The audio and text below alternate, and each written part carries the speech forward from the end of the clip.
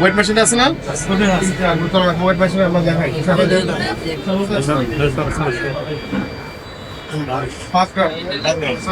ঠিক আছে, ওকে, ঠিক আছে, এটা দেখে যাবো। আপনাদের মিষ্টিগুলো কবে আসছে, কবে থেকে কবে রাখবেন? ওই ডেট কোথায় আছে? আমি যদি বলতে চাই, মনে করেন যে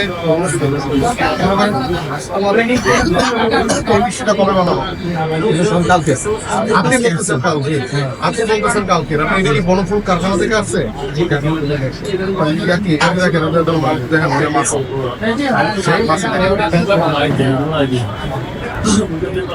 কালকে আসছে, এটাকে আমাকে দেখি, আমরা দেখি আপনাদের চালান যে আসছে এটা দেখি। জি, কালকে রাত 8টা তাই তো?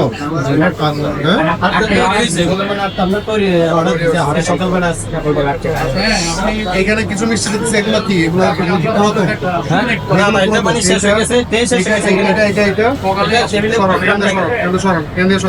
যেখানে মানুষকে বিক্রির জন্য রাখবেন সেখানে উচ্ছিষ্ট কিছু রাখবেন না, কথা হচ্ছে?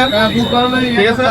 তারপরে আরো আছে কিন্তু এই যে ছানার আরো যা যা আছে এগুলো সব কিছু, অথবা ট্রেড দুটো পোর্শন করেন, ট্রেড দুটো পোর্শন করেন যে আমি এটা বিক্রির জন্য, আর এটা হচ্ছে আমার উদ্ধৃত যেগুলো আমি ফেরত দিয়ে দিব সেগুলোর জন্য, কথা বুঝতে পারছেন? আর একটা জিনিস আমি নির্দেশ দিয়ে দিচ্ছি, সেটা হচ্ছে আপনারা প্রত্যেকটা ক্ষেত্রে এই যে জেলি প্যারাটা আসছে, এখানে তো আপনারা দামটা লিখছেন, সাথে সাথে এখানে আরেকটা ছোট কাগজে এটা কবে উৎপাদন সেই জিনিসটা লিখে রাখেন। এখন কোনো কাস্টমার যদি মনে করে আমি 3 দিনের বাসি মিষ্টি কিনবো, তার রিস্ক এটা, কিন্তু আপনার কাস্টমারকে এটা জানাইতে হবে যে না, এটা আমার মিষ্টিটা এতদিন আগে তৈরি। ঠিক আছে, ওনারা এটা যেটা আমাকে ডিসপ্লে দেখাইছেন এটা অনুযায়ী গতকাল মিষ্টিটা তৈরি হয়েছে, গতকাল রাত 8টায়, 7:59। ঠিক আছে, যে কারণে আমরা এটা যেহেতু এখনো 24 ঘন্টা অতিবাহিত হয় নাই, আমরা এটা ধরে নিচ্ছি যে না ঠিক আছে, আমরা এটা পর্যন্ত অ্যাপ্রুভ করতে পারি। বাট নেক্সট টাইম থেকে ওনারা এটার উৎপাদন বা আমাদের এখানে যখন পর্যন্ত যে সময়টা আসছে এই সময়টা ওনাদের এখানে ডিসপ্লেতে রাখতে হবে। ঠিক আছে, এই বিষয়ে ওনাদেরকে নির্দেশনা দিয়ে যাচ্ছে। আর ওনাদের একটা অভিযোগ আমার কাছে এসেছিল, সেটা হচ্ছে ওনাদের যে মিষ্টির বাক্সটা, আমি দেখলাম এটা নেগলিজিবল ওয়েট, এটা নিয়ে আসলে কিছু বড় বক্তব্য নাই। আমরা একটু ওনাদের পরিবেশনটা খেয়াল করতে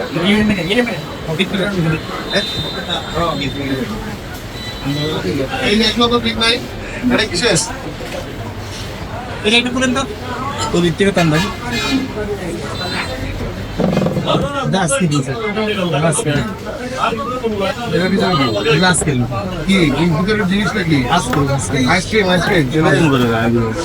এর সাথে অন্য কিছু রাখেন নাই তো? না স্যার, মানে এখানে কোনো এটা কি আপনি এখানে বানানো হচ্ছে খোলা কেন?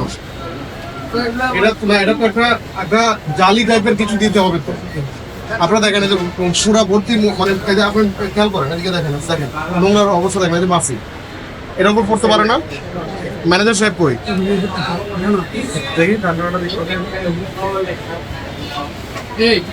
আপনি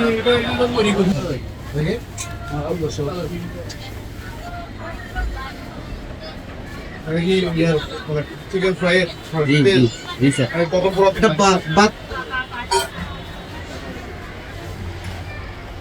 ওই যে খাবার, এটা কি খাবার রান্না করা খাবার না?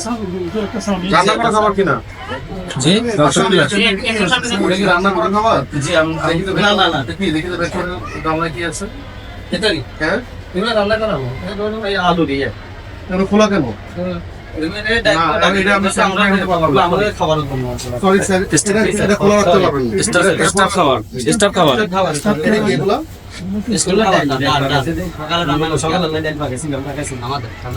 তেল একটা চামচ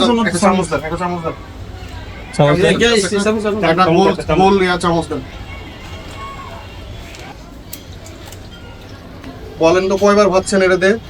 সকাল হইতে 2-3 বার হয়েছে।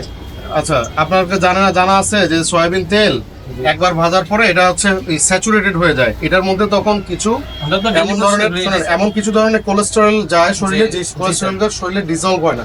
ডিজলভ না হয়ে করে কি, এটা হচ্ছে মানে আমাদের যে রক্ত যেদিক দিয়ে প্রবাহিত হয় ওগুলোকে আমাদের ব্লক করে দেয় হচ্ছে এই জাতীয় তেলগুলো, এবং এগুলো শরীরের জন্য খুব ক্ষতিকর।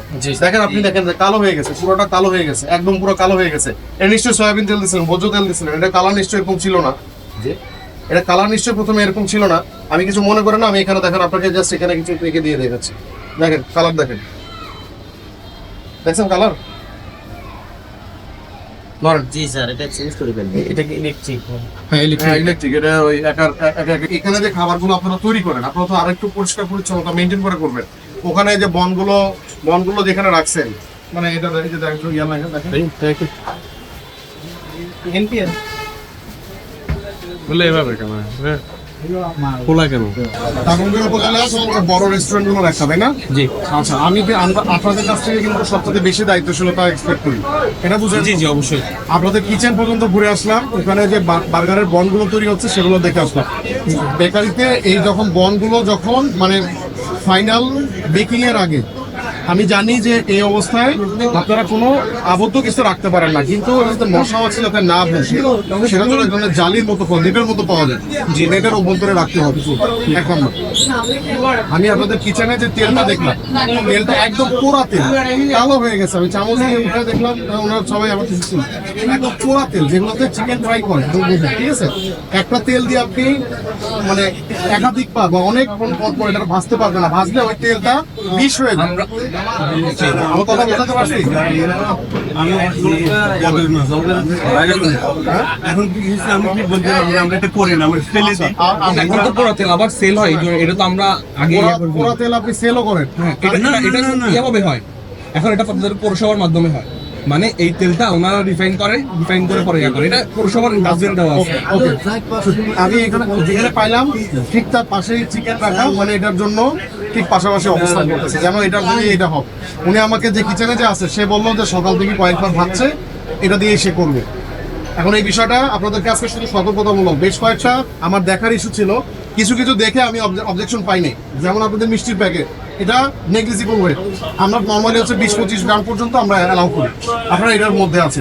আপনাদের ওখানে সবকিছু মূল্য তালিকা দেওয়া আছে, ফাইন। আরেকটা জিনিস আমি সংযোজন করতে বলছি যে কবে আপনাদের এখানে প্রোডাকশনে আসতেছে, ঠিক আছে? এটা দিয়ে রাখছি, এটাও ফাইন। আপনাদের ফ্রিজিং ঠিক আছে, কিন্তু এই কিচেন ম্যানেজমেন্ট আর হচ্ছে যে বেকিং ম্যানেজমেন্ট, এটা নিয়ে আমার অসন্তুষ্ট, ঠিক আছে? এটার জন্য আজকে আমি সতর্কতামূলক ভাবে আপনাদেরকে 5,000 টাকা জরিমানা করছি।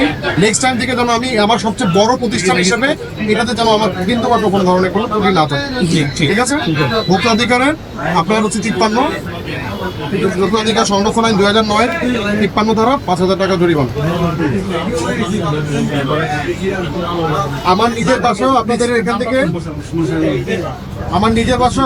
থেকে অনেক কিছু যায়, অনেকে দেখা যায় আমি অনেক সময় ব্যবহার করি, কাজে এটা আমার একটা ট্রাস্ট হয় বিষয়।